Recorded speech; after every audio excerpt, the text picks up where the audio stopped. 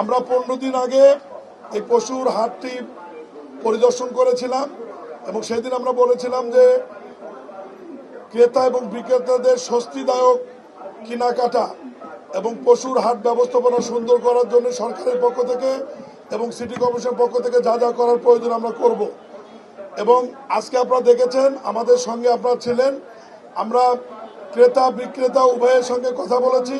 সবাই বলেছে পরিবেশ ভালো আছে, স্বস্তিদায়ক আছে এবং হাসিলের যে বিষয়টি মোট পশুর মূল্যর 5% যে বিষয়টা এটা আমরা নিশ্চিত করেছি এবং মানি রসিদ টাকার রসিদ আমরা চেক করেছি, একজন কাস্টমারের কাছেও দেখেছি।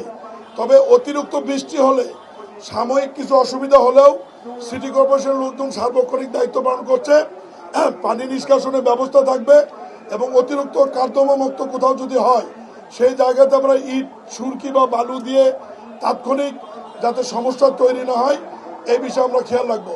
আমরা শুধু সাধারণ ক্রেতা এবং বিক্রেতাদের অনুরোধ করব যে সিটি কর্পোরেশনের কর্মকর্তা কর্মচারী ইজারদার এবং যারা আছেন তাদেরকে সহায়তা করবেন।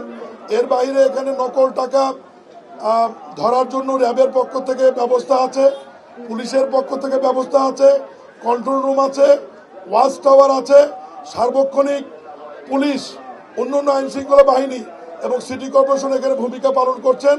আমরা সরকারের পক্ষ থেকে এবং সিটি কর্পোরেশনের পক্ষ থেকে এবং ডিএমপি পুলিশ কমিশনের পক্ষ থেকে সবার সহায়তা কামনা করছি। ধন্যবাদ।